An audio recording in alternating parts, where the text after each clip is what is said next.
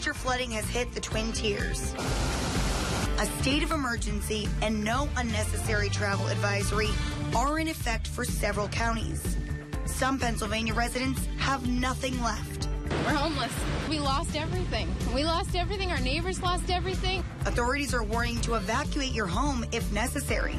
Local officials either mandate an evacuation or suggest an evacuation. It should be taken seriously. Your Weather Authority will bring you live team coverage, tracking the latest conditions.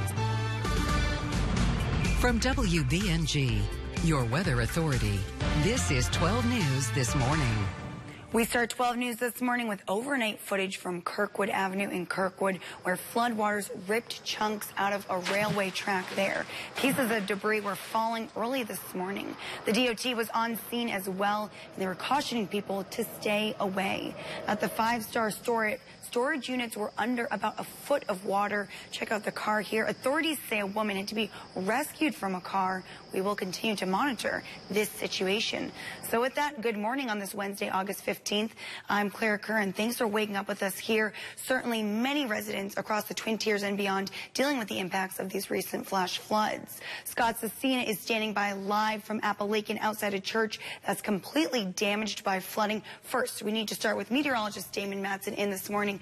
Good morning, Damon. Are we finally going to get some sunshine and dry time today? Yeah, good morning, Claire. Yes, I am happy to say we have good news in the forecast for us today after dealing with all of the rainfall. Some sunshine finally looking to be there for us today, but we are dealing with what's left from the flooding yesterday. This is the radar estimated rainfall over the last 24 hours. Those spots of yellow, oranges, and reds, anywhere from 3 to upwards of near 7 inches of rainfall estimated by radar. That could possibly be lower than what actually did occur. We're waiting for some of those official totals as we go throughout the day today. And the flash flood guidance showing the fact that, yeah, most counties, just about a half an inch is all it would take to cause flash flooding. The good news is we don't have to worry about that today. The radar and satellite showing the fact that much, if not all, of that rainfall and cloud cover even has finally shifted well off to the east. That pesky low pressure center finally out of here, and we are going to have some dry time as we go throughout the day today.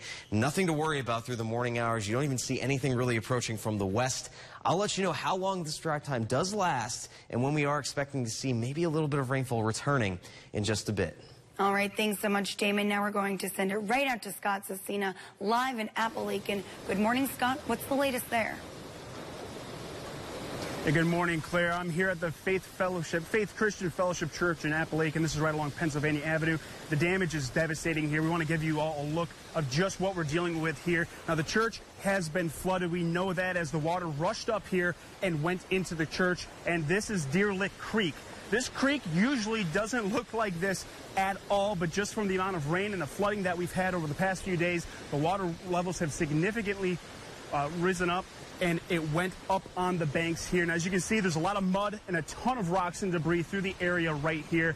As you can see, plenty of debris went along, even tree branches right here in the front of the church. You can see the siding has been ripped away, and even the door is almost completely off its hinges. It's turned inside out just from the force of the water that came up here. Yeah, devastating damage there, Scott. We can see this firsthand look. So you traveled this morning from Endicott to Vestal, now here in Appalachian. How was the damage and the roadways, really, as you traveled along? You know, they weren't really that bad, Claire, especially in Endicott and Vestal. We went through there. In Endicott, we did see a downed tree that was on along Glendale Drive there. Town of Union crews were there clearing that out of the way, but nothing like this. I mean, as you can see right there, tree branches have been pushed aside. You can see just the force of the water. It brought rocks, mud. This is just an absolute disaster through here. Again, we said that the door has been completely turned inside out, and who knows just how much damage is in there, and if there's a basement, how much damage is in the basement and filled with mud at this point. As we continue to look over here to the left, I mean, you can see the sidewalk of where it was is just gone. The sidewalk has been washed away, and the asphalt that was here is just morphed. It's a little difficult to walk on. Dan, watch your step through here. It's just how muddy it is and everything like that. I mean, even along the two mailboxes here. You can see the debris is just wrapped around it from the force of the water that rushed up here. Again, if you're just joining us, we're outside of the Faith Christian Fellowship Church in Appalachian, where the damage is devastating due to the flooding that we've seen over the past few days. It flooded Deer Lick Creek and just brought all of the debris with it right along here. And Scott, there this morning, have you seen any crews on scene or any neighboring residents out who really are reacting to all of this damage? Yeah, you know, I actually did see a couple of people who were walking their dogs along, just stopping, and one woman drove by, had her hand over her mouth, you know, just in awe of the damage that was been caused here this morning. I actually spoke with one local resident not too long ago. He told me that this church was flooded actually not so long ago, and he had to help clean up the time before. Who knows what the damage is like in there now, but, you know, this is going to be not an easy cleanup process whatsoever. As we continue, check this out down here, just the amount of rocks. Just the amount of rocks that have gone through here and down on, there's where Pennsylvania Ave is down there. There's plenty of debris from Deer Lick Creek. Again, this is in Appalachian. The amount of damage is absolutely devastating. We're going to continue to bring you the latest on the situation and across the southern tier throughout today. For now, live in Appalachian, Scott Cecina, 12 News. All right, thank you so much, Scott. Certainly one area that's really been hit hard, like many across the Twin Tiers. We will check back in. Over in Binghamton along Court Street near Jack Sherman Toyota, the street there was underwater. Crews had to close the road last night so drivers could not attempt to pass through. The Department of Transportation was also on site along Court Street. Over in Port Crane, the creek right near the gas station there was overflowing last night. Right across the street from there, the Quick Fill gas station also had some minor flooding. We will monitor that situation throughout the day as well. And major flooding hit the Fontainebleau Mobile Home Park in Conklin, where dozens were evacuated yesterday. Authorities say it was one of the hardest hit places by the flooding. The water surrounded homes located just off Route 7. One trailer there floated about 50 yards to nearby properties.